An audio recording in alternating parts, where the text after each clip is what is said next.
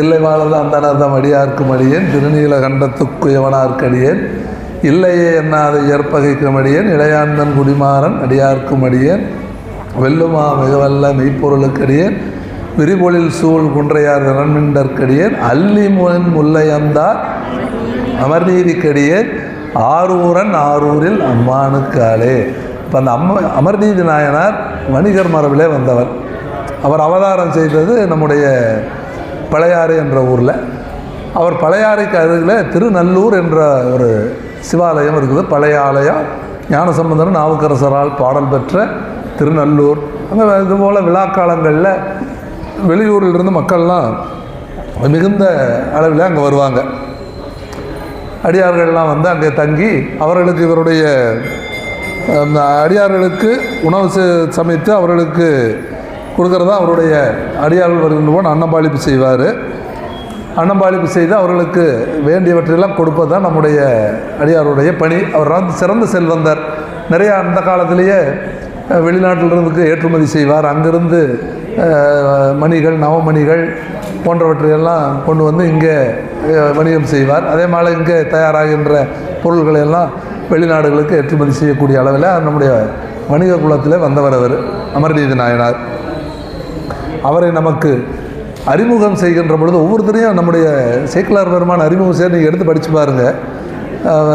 அப்பூதியடிகள் நாயனாரை அவருக்கு அவருடைய பெருமையாக அவருடைய அறிமுகம் செய்வார். அதே போல் இங்கே இவரை அறிமுகம் செய்கிறார். சிந்தை செய்வது சிவன் கடல் அல்லது ஒன்றில்லார். முதல்ல அவருடைய ஃபஸ்ட்டு சொல்லிட்டார், சிந்தை செய்வது சிவன் கடல் அல்லது ஒன்றில்லார். அந்தி வண்ணர்தம் அடியாவர்க்கு அமுது செய்வித்து கந்தை கீழுடை கோவணம் கருத்தறிந்து உதவி வந்த செல்வத்தின் வளத்தினால் வரும் பயன் கொள்வார் அப்படின்னு சொல்கிறார். அப்போது பெரும் செல்வந்தர், அவருடைய சிந்தை பூரா அவருடைய வணிகம் செய்துக்கிட்டு இருக்காரு.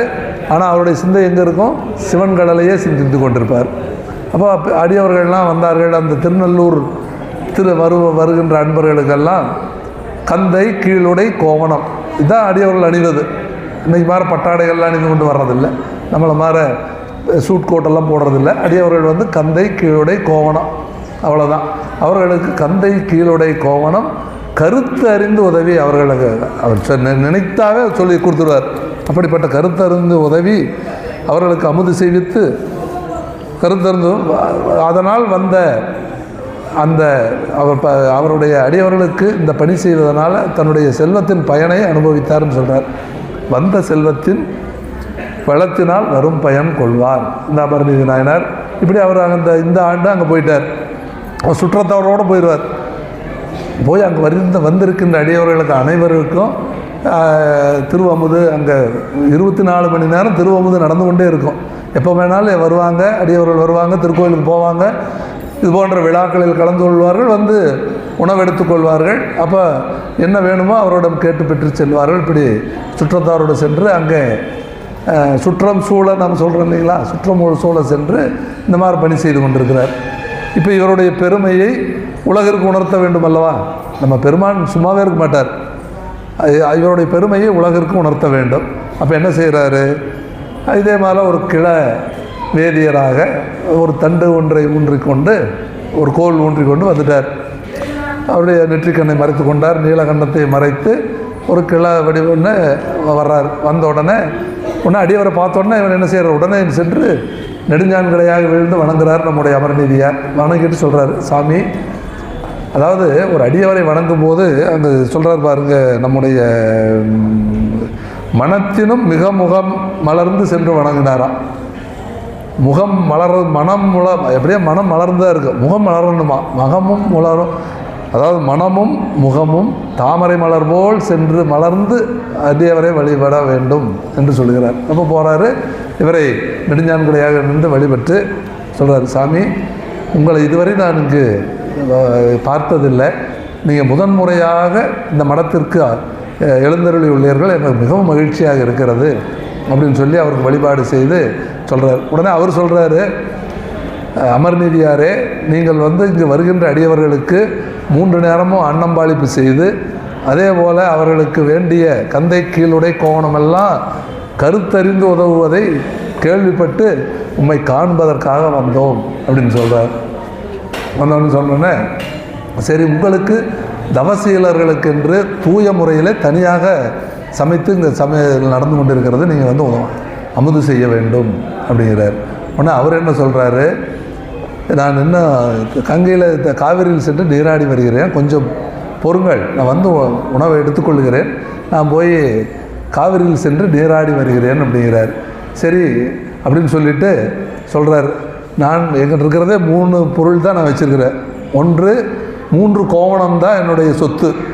ஒன்று அறையில் அறைந்திருக்கின்ற கோவணம், இன்னும் 2 கோவணம் இந்த தண்டில் இருக்கிறத 2 கோவணம். இப்போ மழை வர்ற மாதிரி இருக்குது, நான் வந்து குளிக்க போகிறேன், இடையில் உள்ள கோவணம் ஈரமாயிரும், மழை வந்துருச்சுன்னா 2 கோவணம் ஈரமாகிவிடும், அதனால் ஒரு கோவணத்தை உம்மிடம் தந்து செல்லுகின்றேன், அதை நீங்கள் வந்து பத்திரமாக வைத்திருந்து தர வேண்டும் அப்படிங்கிறாரு நம்முடைய பெருமான் சொல்கிறார். சொல்லுகின்ற பொழுது சொல்லிவிட்டு கொடுத்துட்டு இன்னொன்று சொல்கிறார், இந்த கோவணத்தை பற்றியெல்லாம் உனக்கு அதிகமாக நான் சொல்ல வேண்டியதில்லை, இதனுடைய சிறப்பு உனக்கு தெரியும், பத்திரமாக வைத்திருக்க வேண்டும், மற்ற கோவணங்களோட கொண்டு போய் வச்சிடாதீங்க, இது சிறப்பானது, தனியாக வச்சது நாம் வந்து கொடுக்க வேண்டும்னு சொல்கிறார். இந்த கோவண சிறப்பு என்ன அப்படின்னு நம்ம பார்த்தோம் என்று சொன்னீங்கன்னா, நீங்கள் பாருங்கள், சாழல் எல்லாருமே இப்போ திருவாசம் படித்தவங்க, திருச்சாழல் அந்த முதல் பாட்டை சொல்லுங்க பார்க்கலாம். பூசுவதும் வதுவும் சொல்லுங்க,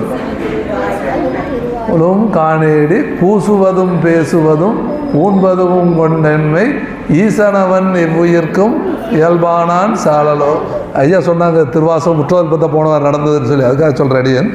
அடுத்த பாடல், என்னப்பன் எம்பீரான் எல்லாருக்கும் தானீசன் துன்னம்பை கோவனமா கொள்ளுமது என்னேடி மண்ணுகளை துண்ணு பொருள் மறைநான்கே வான்சரரா தன்னையே கோவனமா சாத்தி நன்கான். அப்போ இந்த கோவணத்துடைய சிறப்பு நமக்கு புரிஞ்சுதா? அதாவது மறைகள் 4 தான் அவர் கோவணமாக அணிந்திருப்பார் என்பது நம்முடைய வரலாறு, நம்முடைய வேதங்கள் சொல்வதும் அதுதான். மறை 4 வான் சரடா தன்னையே கோவணமாக சாத்தி நன்கான். அப்போ வந்து இந்த கோவணத்துக்கு எவ்வளோ பெருமை நீங்கள் புரிஞ்சுக்குங்க. இந்த கோவணத்தை நீங்கள் கொண்டு வந்து கொடுத்து இதை பத்திரமா வச்சிருன்னு சொல்கிறார். ஆனால் இதெல்லாம் அவருக்கு தெரியவே இருக்கும். அமரநீதியார் எவ்வளோ பெரிய சிவத்தொண்டர், ஒரு சிவனடியார், அவருக்கு இவர் எல்லாம் தெரியும். சரி, அதை கொண்டு போய் பத்திரமா ஒரு இடத்துல வைக்கிறார். எங்கே கொண்டு போய் வைக்கலான்னு பார்க்குறாரு. சரி, மற்ற கோவணங்களுடன் வச்சா இது வந்து கலந்து போச்சுன்னா நம்ம அடியாவில் கொடுக்க முடியாதுன்னு சொல்லி ஒரு இடத்துல வச்சுட்டார். வச்சதுக்கப்புறம் இவர் வந்துடுறாரு. அவர் குளிக்க போயிட்டார். போய் உடனே அவர் தான் தெரியுமே, மழை வரும்போல் இருக்குன்னு சொன்னால் அவர் மழை வருவிப்பார்னு பொருள். உடனே கனமழை பிடிச்சிருச்சு. மழை பிடிச்சோடனே இவர் வந்துட்டார். அப்போ மலையில் நனைஞ்சிக்கிட்டு அப்படியே வர்றார். நம்முடைய வர்றாரு. என்ன சொல்கிறாருன்னா, இவர் சேக்கலார் பெருமான் அங்கே சொல்கிறார் பாருங்கள், மலையில் நனைந்து வர்றதை சொல்கிறார். அந்த உருவத்தை பாலைத்துறை பொன்னி நீர் படிந்து வந்தாரோ, அங்கே போய் பொன்னி நீரில் நீராடி வந்தாரோ, தூரறிஞ்சடை கங்கை நீர் தோய்ந்து வந்தாரோ. எப்போ அவர் தடையில் கங்கை அம்மா எப்பவுமே இருந்துகிட்டே இருக்காங்களா, அந்த கங்கை நீர் தோய்ந்து வந்தாரோ, பொன்னி நீர் ஆடி வந்தாரோ. ஆனால் வான நீர் மழை பொழிந்திட நனைந்து அணைந்தார் அப்படிங்கிறார். அணைஞ்சிட்டார். ஆனால் வந்தோடனே இவர் சொல்கிறார், வந்தோடனே சரி கொண்டாங்க அந்த கோவணத்தை, நான் சொன்ன மாதிரியே மழை வந்துருச்சு பாருப்பா, போய் அந்த கோவணத்தை நான் கொடுத்து பத்திரமா வச்சுருக்கு சொன்னேன்ல, அப்படியே அந்த கோவணத்தை எடுத்து வாருங்கள்னு சொல்கிறார். அந்த கோவணம் அங்கே இருக்குங்களா? இருக்குமா? ஏன்னா இவர் தான் கொடுப்பதும் அவர், எடுப்பதும் அவர் தான். நமக்கு பார்த்திங்கன்னா இந்த தனு கரண புவன போகங்களை கொடுத்து தான் இங்கே அனுப்பிச்சிருக்கார். நாம் நினச்சிட்ருக்கிறோம் நாம் என்னமோ இதெல்லாம் நமக்கு சொந்தம், இந்த உடல் தனு கரண புவன போகம் அனைத்தையும் கொடுத்து நல்ல பள்ளிக்கூடத்துக்கு தான், இந்த கல்வி கற்பதற்காக தான் இங்கே அனுப்பிச்சிருக்கார். இந்த உலகமே பள்ளிக்கூடம் தான். இறைவன் நம்ம இங்கே அனுப்பியதே இதுக்குன்னா நாம் இங்கே வந்து அறம்பொருள் இன்பத்தை கற்று பிறகு வீடு பேற்றை அடைவதற்காக. ஆனால் பள்ளிக்கூடம். ஆனால் நாம் என்ன செய்கிறோம், இங்கே வந்தாலும் பேசிக்கிட்டு இருக்கிறோம், அங்கே போனாலும் நம்முடைய கருத்து சிந்தை சிவன் மேலே வைத்தவரை நம்ம அடியவர்கள், நாம் அதை செய்கிறோமா? அப்போ வந்து நம்ம போடபடி போய் ஸ்கூலுக்கு கட்டடிச்சு கடைசியில் அவர் சொல்லுகின்ற பொருள் அவர் வந்து சேர்ற மாதிரி கேட்டிங்கன்னா இல்லை. அப்போது தனு கரண போன போகங்களை கொடுத்தவர் அவர் தான். நாம் எவ்வளோ முயற்சி பண்ணாலும், இன்றைக்கு குழந்தை பேரெலாம் எவ்வளோ பேர் தவிக்கிறார்கள், எவ்வளவு முயற்சி பண்ணாலும் அவருடைய கருணை இல்லைன்னா கிடைக்காது. அப்போ நாம் இங்கே வந்ததுக்கு காரணம் அவர் தான். இந்த தனுகரண புவன போகங்களை கொடுத்து நல்லா நம்ம அடுத்து அவர் தான். அதே மாதிரி அவர் நினைத்தார் என்று சொன்னால் ஒரு நிமிஷம் கூட நம்ம இருக்க முடியுமாங்க? எடுப்பதும் அவர் தான். 80, 85, 90 ஆகி போகாமல் கிடக்கிறது கிடக்கும். இந்த கல்லடை எப்போ போகுமோன்னு எங்கள் வீட்டில் எல்லாம் பார்த்துட்டு இருப்பாங்க. ஆனால் தக்க தருணத்தில் இருக்கிற ஒருவன் திடீரென்று மறைந்து விடுவான். காரணம் என்னன்னு கேட்டிங்கன்னா, வினைக்கு தக்கவாறு பெருமான் தான் கொடுக்கவும் முடியும், எடுக்கவும் முடியும். நாம் நினச்சாலும் வர முடியாது, நாம் நினச்சாலும் போக முடியாது. அப்படி இப்போ என்னாச்சு, இந்த கோவணத்தை கொடுத்ததும் அவர் தான், எடுத்ததும் அவர் தான். எடுத்துட்டார். இதுக்கு ஒரு பட்டம் கொடுக்குறார். வந்தோடனே தேடிட்டு வந்தோடனே காணா. கோவணக்கல்வர் அப்படின்னு ஒரு பட்டம். நீங்கள் அதை படித்து பார்த்தீங்கன்னா தெரியும். கோவணக்கு இந்த சேக்கிலார் பெருமான் கொடுக்குறார் சாமிக்கு. அங்கே வந்து நம்முடைய ஞானசம்பந்த பெருமான் என்ன பட்டம் கொடுத்தார் அவருக்கு? என் உள்ளங்கவர் கல்வன் தோடுடைய செவியன் விடையேறி ஓர் தூவெண்மதி சூடி காடுடைய சுடலை பொடி போசி என் உள்ளம் கவர் கல்வன். அங்கே ஒரு கல்வன். என்னடா சாமிக்கு திருடனே எல்லாரும் பட்டம் கொடுக்குறாங்களே அப்படின்னம்னா அப்பர் பெருமானும் கொடுக்குறாரு பாருங்க.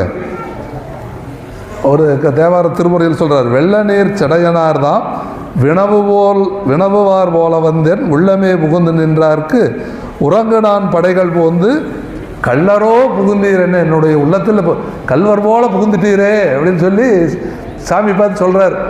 அப்போ அவர் சொல்கிறாரு, பொண்ணு என்ன கலந்து நோக்கி சிரிக்கிறார். நக்கு வெள்ளரோம், நான் ரொம்ப அப்பாவிப்பா, நான் கல்வன் அல்லங்கிறாரா சாமி. வெள்ளரோம் என்று நின்றார் விலங்கிளம் பிறையனாரே.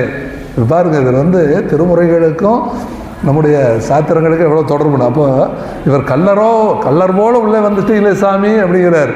கல்லர் அல்லப்பா, நான் சிரிச்சுட்டே சொல்கிறார், வெள்ளரோம், நான் ரொம்ப அப்பாவி, வெள்ளந்தின்னு சொல்கிறாங்க இல்லையா என்று. அப்போ கோவணக்கல்வர், இவர் கோவணத்தை கவர்ந்துட்டார். இப்போ இவர் போகிறார். அப்போ நீங்கள் ஒரு நிறைய நம்ம அனுபவத்தில் பார்த்துருப்போம்.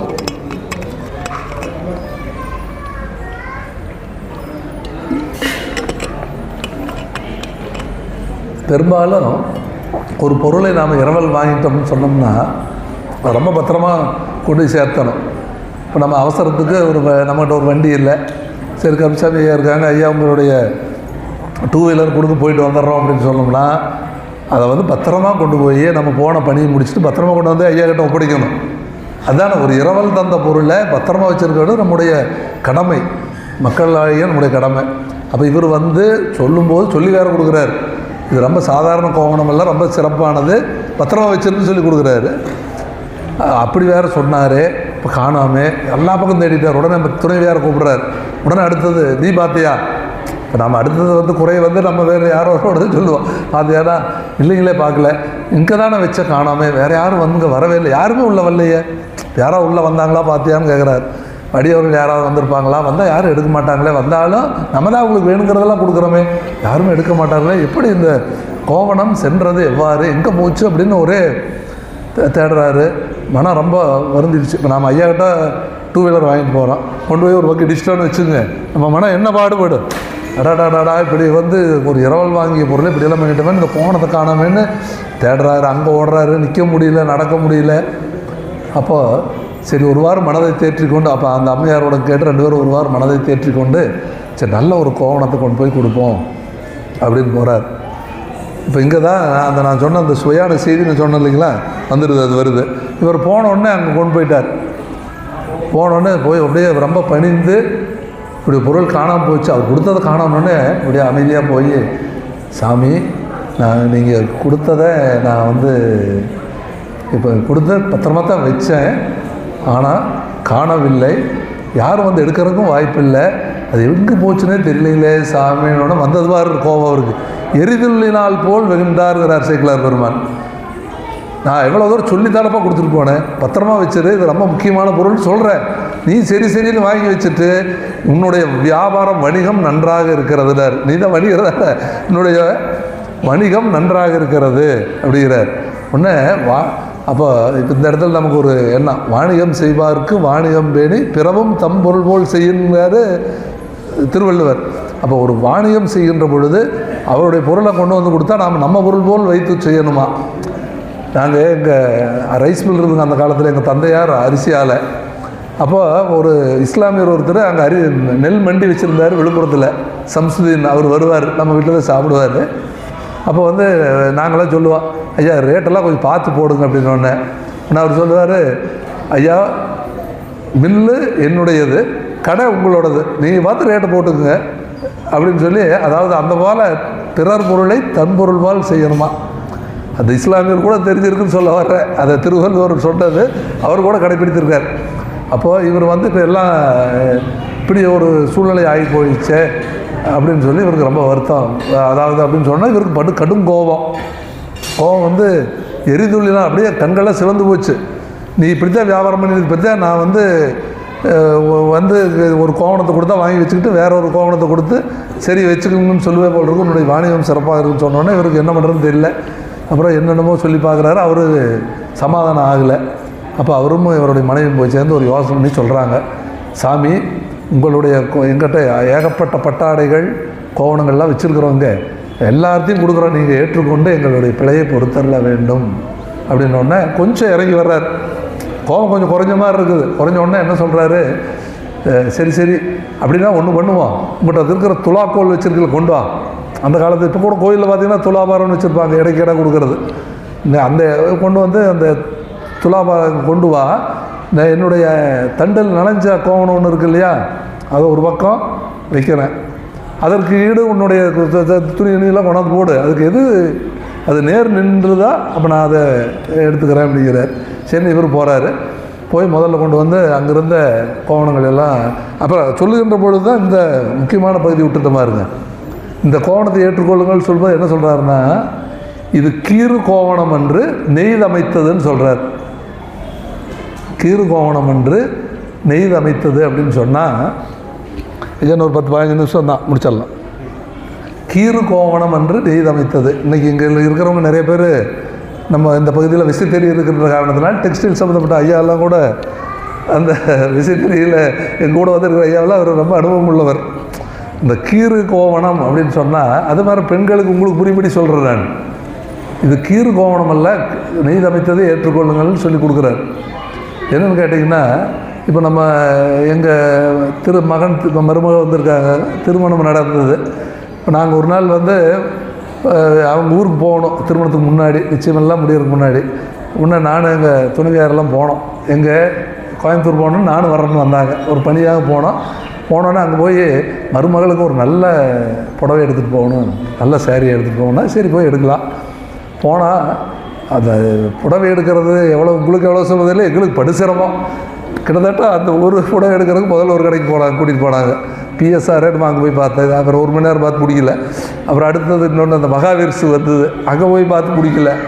அப்புறம் இன்னொரு சரி மணி 12 கடைசி அந்த ஸ்ரீதேவியில் போய் பார்த்தா அங்கே நல்லா இருக்குறாங்க. சரி வாங்க போகலாம், நாம் கூட போகிறதா நம்ம வேலை. போய் அங்கே போய் உட்காந்துக்கிட்டு இருந்தோம். 1 மணி 1:30 ஆச்சு. நான் போனப்போ சாமிகிட்ட வேண்டிக்கிட்டேன், எப்படியாவது ஒரு நல்ல உடனே கொடுத்துறப்பா சாமி சிவலோட அதில் வேலை மாதிரி பசி நேரமாகி போச்சு, மணி 1:30 ஆகி போச்சு. போனோடனே சரி ஆமாம் அப்பாடா இது ஒன்று பரவாயில்ல, இந்த 3 எடுத்துகிட்டு வந்து இது பரவாயில்லையான்னு பாருங்கள், எல்லாமே நல்லா இருக்குது, எதை வேணாலும் எடுத்துக்கிட்டேன். அப்போ ஒரு சாரி செலக்ட் பண்ணியாச்சு. அப்பாடா போய் சாப்பிட போகலான்னா அதெல்லாம் முடியாது, இதுக்கு ப்ளவுஸ் எடுக்கணுமே. உடனே அந்த மேட்சிங் சென்டர் அங்கே போனோம்னு கேட்டிங்கன்னா நாங்களும் 30 வருஷமாக நூலில் தான் பண்ணிகிட்ருக்குறோம். மஞ்சள் கலர்னால் அதில் ஒரு 100 கலர் வச்சுருக்காங்க, பிங்க் கலராக அதில் ஒரு 100 கலரு. இது போய் எப்போ எடுக்கிறது இது? அப்போ தலை சுற்றிருச்சு. இது எப்படி இருந்தாலும் இந்த 1 மணி நேரம் ஆயிரும். அப்போ அவன் எல்லாம் செலக்ட் பண்ணோன்னே கிழிச்சு கொடுத்தாங்க. இப்போ நான் எதுக்கு சொல்ல வர்றேன்னு கேட்டால், பீஸில் கிழித்தது. இப்போ நானும் நித்யாவும் மறுபடியும் என்னுடைய துணைவியாருக்கு பிறந்த நாள், நாங்கள் ஒரு புடவை எடுக்கலான்னு போகிறோம் 2 பேர், அவங்களுக்கு தெரியாமல் எடுத்துகிட்டு போகலான்னு சொல்லிவிட்டு சரிட்டு போய் எல்லாம் எடுத்துட்டோம். எடுத்த உடனே இதுக்கு போய் நீ ப்ளவுஸ் எடுக்கணும்லன்னு சொல்கிறேன் நான். இல்லைங்கப்பா இப்போ இதுக்கு வந்து அதே மேட்சுக்கு அவனே கொடுத்துட்றான், நெய்து அமைத்தது. இப்போ கீறு கோவணம் அப்படிங்கிறது பீஸில் கிழிக்கிறது. அவர் சொல்கிறார் இது பீஸில் கிழித்ததல்ல, கீறு கோவணம் என்று நெய்து அமைத்ததுங்கிறாரு அமரநீதி நாயனார். அப்போ அந்த காலத்திலேயே பீஸும் இருந்திருக்குது, நெய்து அமைத்ததும் இருந்திருக்குது. இப்போ அந்த காலத்திலேயே வந்து இப்போ இப்படி எல்லாம் இது வந்து இன்றைக்கு புதிதாக வந்ததல்ல, விஞ்ஞானம் அன்றும் இருந்தது அப்படிங்கிறத சொல்ல வர்றேன். அப்போ இப்படி கீறு கோவணம் என்று நெய்தமைத்தது அப்படின்னு சொல்கிறார்.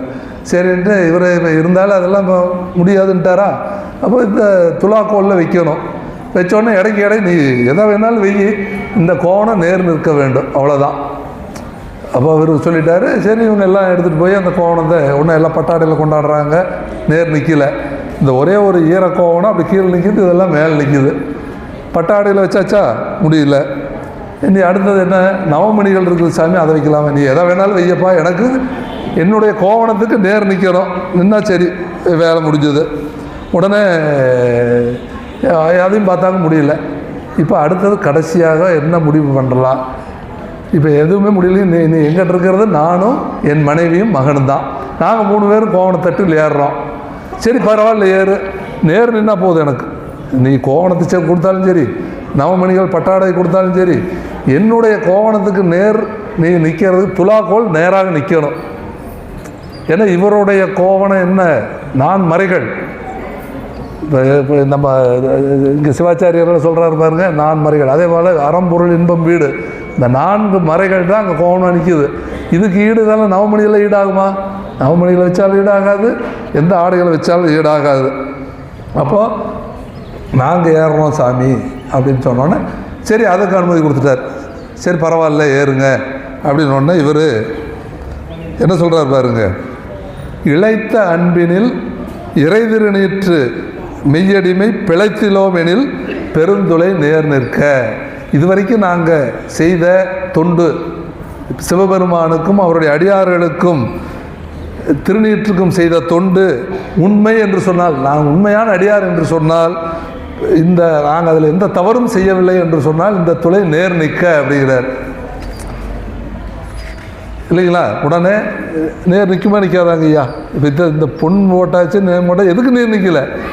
இப்போ நேர் நிற்க வேண்டும் என்று சொன்னோடனே அதுக்கு தான் சேக்கிழார் பெருமான் அங்கே சொல்லுகிறார், மண்டு காதலின் மற்றவர் மகிழ்ந்து உடனேற. மகிழ்ச்சியோடு ஏறுறாங்க. இத்தனையும் பொருள்லாம் போச்சு. ஏன்னா இந்த கோவணத்தோடு இதெல்லாம் அடிமை தான். போனால் பரவாயில்ல, ஏறு நிற்கிறவர். மண்டு காதலின் மற்றவர் மகிழ்ந்து உடன் ஏற அன்பர் தம்பிரான் திரு அறை கோவணம் அதுவும், அண்டர் தம்பிரான் திரு அறை கோவணம் அதுவும், கொண்ட அன்பினில் குறைபடா அடியவர் அடிமை தொண்டும் ஒத்தலால் ஒத்து நேர் நின்றது அத்துளைதான். இப்போ நாம் கோயிலுக்கு வர்றோம், வழிபாடு செய்கிறோம் அப்படின்னோடனே அந்த மெய் தொண்டு ஐயா அவங்களாம் செய்கிறாங்க. அடியவர்கள் செய்கின்ற தொண்டு உண்மையான தொண்டு, அன்பானதாக இருக்க வேண்டும். அப்போத்தான் இறைவனுடைய திருவருள் நமக்கு கிடைக்கும். அன்பர் தம்பிரான் திரு அறை கோவணத்துக்கு ஈடு எது அப்படின்னு சொன்னீங்கன்னா, மண்டு காதலின் மற்றவர் கொண்ட அன்பினில் குறைபடா அடியவர் அடிமை தொண்டு. ஏன் அடியவர்களை பார்த்தோம்னா அந்த அடிமை தொண்டு, அவர் செய்த தொண்டு. ஒன்றையுமே சொல்லிட்டார் பார்த்தீங்களா அவரை. அதாவது சிந்தை செய்வது சிவன் கழல் அல்லது ஒன்றிலார் கந்தை கீழுடை. அதாவது அவர் அடியவர்களை அந்தி வண்ணர்தம் அடியவர்க்கு அமுது செய்வித்து கந்தை கீழுடை கோவணம் கருத்தறிந்து உதவுதல் தான் உண்மை தொண்டு. அதைத்தான் அவர் உண்மையாக நான் செஞ்சிருந்தால் இந்த தொண்டு நான் செய்தது பிழைத்திலோம் எனில் பெருந்துளை நேர் நிற்கன்னு சொல்கிறார். அதுக்கு உடனே திரு அறை அண்டர் தம்பிரான் திரு அறை கோவணம் அதுவும், கொண்ட அன்பினில் குறைபடா அடியவர் அடிமை தொண்டும் ஒத்தலால் ஒத்து நேர் நின்றது நமது துணைதான். அப்போ உடனே நம்முடைய பெருமான் அவர்களுக்கு அம்மையரப்பராக காட்சி செய்து அந்த துளையே விமானமாக அங்கே போய் இறைவன் திருவிழா இருந்தார்ங்கிறது இது வரலாறு. அதனால் இப்போ நாம் இந்த திருவிழா எடுப்பது, பெருமானுடைய அடியவர்களுக்கு உணவளிப்பது, அவர்களுக்கு உதவி செய்வது, அடியார்களோடு கூடி இருப்பது தான். அந்த தொண்டின் மூலமாகத்தான் நாம் வீடு பேற்றை அடைய முடியுமே தவிர, நீங்கள் பௌர்ணமிக்கு போய் அங்கே கதை பேசிக்கிட்டு அங்கே போய் அங்கே திருவண்ணாமலையில் சுற்ற வேண்டிய அவசியம் இல்லை. பழனி போய் தங்கத்தேர் இழுக்க வேண்டிய அவசியம் இல்லை. அங்கே போய் சிவன்மலைக்கு போய் வெள்ளித்தேர் ஓட்ட எந்த விதமான ஆடம்பரமான வழிபாடுகளும் தேவையில்லை. நம்முடைய வழிபாடு நம்முடைய அடிவர்கள் சொன்ன 4 பேர் சொன்ன பாதையில் நம்ம நடந்தால் போதும்.